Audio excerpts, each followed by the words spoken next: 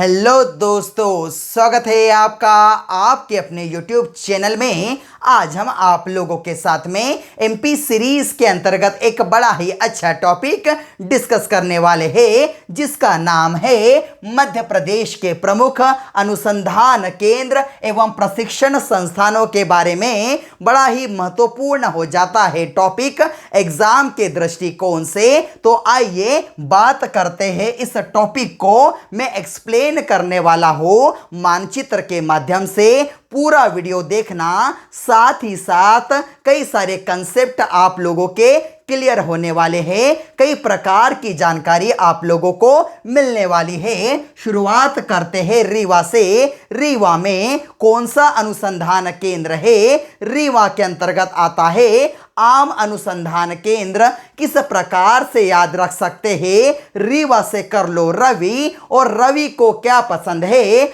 आम पसंद है, इसलिए आम अनुसंधान केंद्र लगा दिया गया रीवा में। उसके पश्चात देखें, हम देखते हैं सतना के अंतर्गत कौन सा अनुसंधान केंद्र है? तुलसी अनुसंधान केंद्र सतना में आता है। उसके अंतर्गत भी पर्टिकुलर एरिया की बात करें तो यह आता है चित्रकूट में। चित्रकूट का जैसे ही जिक्र होता है, चित्रकूट को 2009 में पवित्र नगर या पवित्र स्थल घोषित किया गया था। चित्रकूट के बारे में आपको पता होना चाहिए। चित्रकूट में गधों का मेला विख्यात है, और चित्रकूट की यह खासियत है, इसका सबसे ज़्यादा जो पोर्शन आता है मध्य प्रदेश में, तथा इसका छोटा सा भाग हमें उत्तर प्रदेश के अंतर्गत भी देखने के लिए मिलता है। और यदि हम देखें तो इसे याद कैसे रखें? सतना से कर लो सताना। यदि किसी व्यक्ति को कोई बीमारी बार बार सता रही है तो उसे क्या करना चाहिए? तुलसी के पत्तों को कूट कूट कर सेवन करना चाहिए। तो उससे क्या होता है? वह स्वस्थ हो जाता है। कूटने से बना लो चित्रकूट, और मैंने कहा सतना से क्या कर लिया? सताना हो गया। इस प्रकार से याद रख लेना। तीसरा देखें, जबलपुर के अंतर्गत कौन कौन से अनुसंधान केंद्र है? अंतर्राष्ट्रीय मक्का व गेहूं अनुसंधान केंद्र आता है। पर्टिकुलर एरिया की बात करें तो खमरिया में आता है। इसे पढ़ने के पहले होशंगाबाद के बारे में देख लीजिए। मध्य प्रदेश गेहूं अनुसंधान केंद्र आता कहाँ पर है?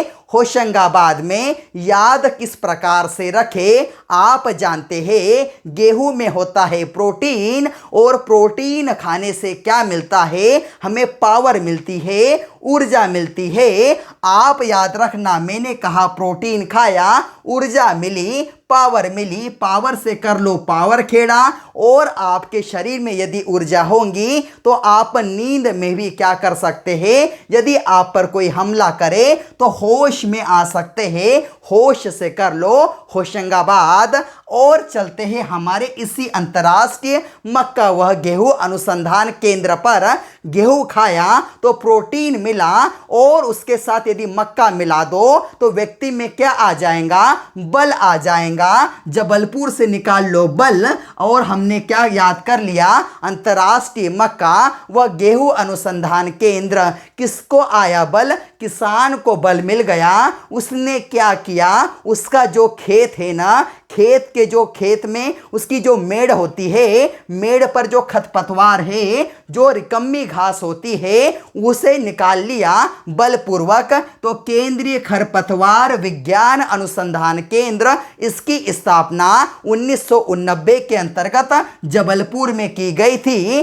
तीसरा देखना, जवाहरलाल नेहरू कृषि विश्वविद्यालय। यह पहला कृषि विश्वविद्यालय है मध्य प्रदेश का, जिसकी स्थापना 1964 के अंतर्गत जबलपुर में की गई थी। इसकी एक और खासियत है, यह सबसे बड़ा कृषि विश्वविद्यालय भी है। चौथा देखें, वन राजकीय महाविद्यालय, अर्थात राजकीय वन महाविद्यालय हमें देखने के लिए मिलता है जबलपुर में। इसके अलावा आपको आपको पता होना चाहिए राष्ट्रीय वन अनुसंधान केंद्र आता कहाँ पर है? उत्तराखंड की राजधानी देहरादून में आता है। उत्तराखंड की एक और राजधानी है जो ग्रीष्मकालीन राजधानी का दर्जा जिसे दिया गया है। और हम यदि देखें तो जो एरिया हमें देखने के लिए मिलता है देहरादून का, वहाँ पर राष्ट्रीय वन अनुसंधान केंद्र है। तो जबलपुर के अंतर्गत हमें देखने के लिए मिलता है कौन सा? राष्ट्रीय वन अनुसंधान केंद्र का क्षेत्रीय कार्यालय। और साथ ही साथ उष्णकटिबंधीय वन अनुसंधान केंद्र का मुख्यालय भी जबलपुर में आता है। इसकी स्थापना 1988 के अंतर्गत की गई थी। अगला देखें नरसिंहपुर गन्ना अनुसंधान केंद्र पर्टिकुलर एरिया बोहानी में आता है। किस प्रकार से? याद रखें, आप जानते हैं गन्ने से कई सारी मीठी चीजें बनती है, जैसे शक्कर बनती है, गुड़ बनता है। और इन सभी चीजों का सेवन सबसे ज्यादा कौन करता है? नर करता है। नर से कर लो नरसिंहपुर और बना लो गन्ना अनुसंधान केंद्र। अगला देखते हैं सिवनी के अंतर्गत देश का सबसे बड़ा सोयाबीन कारखाना सहकारी क्षेत्र का। आज बात करते हैं सोयाबीन शब्द के बारे में। इसको लेकर कई सारे लोगों के मन में डाउट है। सबसे पहले बात करते हैं सोयाबीन के बारे में। यदि हम देखें एशिया का सबसे बड़ा सोयाबीन संयंत्र कहाँ पर है? तो वह आता है उज्जैन के अंतर्गत। और आपको पता होना चाहिए मध्य प्रदेश का सोयाबीन अनुसंधान केंद्र भी आता है उज्जैन के अंतर्गत। किंतु यदि बात करें राष्ट्रीय स्तर का सोयाबीन अनुसंधान केंद्र हमें देखने के लिए मिलता है इंदौर में। यह तीन बातें हैं। किंतु यदि पूछ ले कि सहकारी क्षेत्र का सबसे बड़ा सोयाबीन कारखाना कहाँ पर है? तो सिवनी में लगाना। यह जो कारखाना है ना, एशिया का सबसे बड़ा सोयाबीन जो संयंत्र है ना, यह हम यदि देखें विश्व लेवल पर जो खाद्य विभाग होते हैं, खाद्य डिपार्टमेंट होते हैं, उनके द्वारा स्थापित किया गया है। यह सरकार के द्वारा स्थापित नहीं किया गया। एग्जाम में यदि आए सरकार के द्वारा सहकारी क्षेत्र का सबसे बड़ा सोयाबीन कारखाना, तो लगाना सिवनी। उसके पश्चात देखें छिंदवाड़ा के बारे में बात करते हैं। जैसे ही छिंदवाड़ा का जिक्र आता है तो आपको पता है मध्य प्रदेश का सबसे बड़ा जिला यदि हम देखें क्षेत्रफल के हिसाब से 11,815 स्क्वायर किलोमीटर के अंतर्गत फैला है छिंदवाड़ा। और यदि देखें तो इसके अंतर्गत हमें एक पार्क देखने के लिए मिलता है, एग्रो पार्क, या उसे हम कह सकते हैं कृषि पार्क। बड़ा ही महत्वपूर्ण हो जाता है। साथ ही साथ इसके अंतर्गत एक और पार्क है, प्रदेश का सबसे पहला मसाला पार्क भी छिंदवाड़ा में है। और मैंने आपसे कहा जो छिंदवाड़ा है सबसे बड़ा जिला है, तो आप जानते हैं अहिंसा में विश्वास रखने वाला, अहिंसा परमो धर्म कहने वाला एक धर्म है जिसका नाम है जैन धर्म। तो जैन धर्म का शोध दर्शन संस्थान भी हमें देखने के लिए मिलता है कहाँ पर? छिंदवाड़ा में। अगला यदि देखें मानव विकास संस्थान भी कहाँ पर आता है? छिंदवाड़ा में। आपको पता होना चाहिए मानव विकास प्रतिवेदन प्रस्तुत करने वाला मध्य प्रदेश संपूर्ण देश का पहला राज्य है। 1995 के अंतर्गत प्रस्तुत किया गया था प्रतिवेदन। और यदि देखें वानिकी अनुसंधान भी बड़ा महत्वपूर्ण हो जाता है, एग्जाम में पूछ लिया गया है। सभी याद रखना चारों बातें बैतूल के अंतर्गत आते हैं। बैतूल में कौन सा संस्थान देखने के लिए मिलता है? मजाकिया अंदाज में कह रहा हूं, अन्यथा मत लेना। बैतूल के अंतर्गत होता है जो महिला एवं बच्चे होते हैं वह क्या करते हैं किसी भी बात को तुल देते हैं, तुल से कर लो बेतुल, और याद रख लो महिला एवं बाल विकास संस्थान बैतूल। अब अगला देखे, खंडवा की बात करते हैं। जैविक कपास अनुसंधान केंद्र हमें देखने के लिए मिलता है खंडवा के अंतर्गत। और याद रखना, एक वहाँ पर कॉलेज है, आप उस कॉलेज का नाम आपको पता होगा, भगवंत राव मंडलोई कॉलेज। उसी कॉलेज के अंतर्गत यह जैविक अनुसंधान कपास केंद्र लगाया गया है। और यदि देखें बुरहानपुर की यदि बात करें तो केला अनुसंधान केंद्र हमें देखने के लिए मिलता है। यह वाला जो एरिया है ना, हम यदि खास करके यदि बात करें खंडवा, बुरहानपुर, खरगोन, बड़वानी, यह जो एरिया है काली मिट्टी का एरिया है। इस एरिया के अंतर्गत सबसे ज़्यादा क्या होती है, कपास होती है। तो बुरहानपुर के अंतर्गत क्या होता है, केले का सबसे ज़्यादा उत्पादन होता है, इसलिए केला अनुसंधान केंद्र प्रस्तावित है बुरहानपुर के अंतर्गत। अगला यदि हम देखें तो हमें चीज देखने के लिए मिलती है, कौन सी, खरगोन जिला देखने के लिए मिलता है। खरगोन के अंतर्गत भी 3 अनुसंधान केंद्र है। सबसे महत्वपूर्ण अनुसंधान केंद्र है जवार अनुसंधान केंद्र, मूंगफली अनुसंधान केंद्र, कपास अनुसंधान केंद्र। थोड़ा सा अंतर समझना, कपास अनुसंधान केंद्र यदि कहे तो खरगोन आंसर होना चाहिए, किंतु यदि जैविक कपास अनुसंधान केंद्र कहे तो आंसर होना चाहिए खंडवा। बड़वानी की यदि बात करें तो हम धान या चावल अनुसंधान केंद्र हमें देखने के लिए मिलता है बड़वानी के अंतर्गत। किस प्रकार से याद रखें, धान से कर लो धन, धन किसके पास रहता है, बड़े लोगों के पास रहता है, इसी से याद कर लेना। अगला यदि देखें, उज्जैन के बारे में आपको बता दिया, मध्य प्रदेश सोयाबीन अनुसंधान केंद्र, और यहाँ पर हमें एशिया का सबसे बड़ा सोयाबीन संयंत्र देखने के लिए मिलता है। बात करें रतलाम की, केंद्रीय स्तर का अर्थात केंद्र सरकार के द्वारा एक अनुसंधान केंद्र लगाया गया है जिसका नाम है अंगूर अनुसंधान केंद्र। किस प्रकार से याद रख सकते हैं, रतलाम से कर लो रतन, रतन को क्या पसंद है, अंगूर पसंद है, इसलिए लगा दिया गया अंगूर अनुसंधान केंद्र। अगला यदि देखें तो हमारे पास में है मंदसौर। मंदसौर के अंतर्गत उद्यानिकी महाविद्यालय आता है। प्रदेश का सबसे पहला उद्यानिकी महाविद्यालय कहाँ पर है, मंदसौर में है, यह प्रश्न पूछा गया है। अब यदि बात करें तो इंदौर की बात करते हैं। इंदौर के अंतर्गत मैंने आपसे कहा राष्ट्रीय सोयाबीन अनुसंधान केंद्र हमें देखने के लिए मिलता है, और कई प्रकार के कॉम्प्लेक्स भी देखने के लिए मिलते हैं, जैसे इलेक्ट्रॉनिक कॉम्प्लेक्स देखने के लिए मिलता है इंदौर के अंतर्गत।